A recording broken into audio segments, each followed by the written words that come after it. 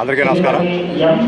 అనగత క్షేత్రంలో గత 2 నెలలుగా జరుగుతున్నటువంటి విజయేంద్ర స్వామి వారి సారథ్యంలో, అదేవిధంగా ఈ అధిపతైనటువంటి గణపతి సత్యనారాయణ స్వామి కూడా దీన్ని సందర్శించడం జరిగింది. చాలా సంతోషం.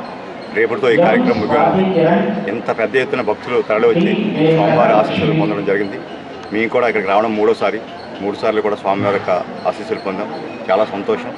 ఇంతటి మహాదీక్ష చతుర్మాస దీక్షని పిఠాపురంలో నిర్వహించడం చాలా ఆనందం. దీన్ని తరించినటువంటి పిఠాపురం వాసుల జన్మంతా కూడా ధన్యం.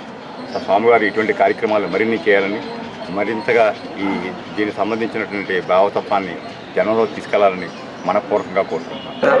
ఈ 2 నెలలు కూడా మన పిఠాపురం క్షేత్రంలో చాతుర్మాస్యం చాలా బాగా జరిగింది.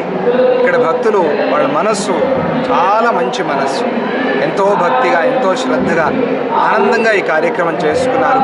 ఈ సందర్భంగా ఆధ్యాత్మిక, ధార్మిక, సామాజిక కార్యక్రమాలు కూడా చాలా బాగా జరిగాయి. పూజ్య గురుదేవులు శ్రీ దత్తప్రభువులు వచ్చి అందరినీ కూడా ఆశీర్వదించారు. ఈ సందర్భంగా మీరందరూ అన్ని కార్యక్రమాలు చూసుకున్నారు. మీడియా వారి ద్వారా అన్ని కార్యక్రమాలు చూపించారు. ఇక్కడ ఈ పిఠాపురం క్షేత్రంలో చాలా విశేషంగా శ్రీపాద శ్రీవల్లభ అనఘా దత్త క్షేత్రంలో ప్రతిరోజు జరిగే కార్యక్రమాన్ని వచ్చి మీరంతా కూడా దర్శించండి.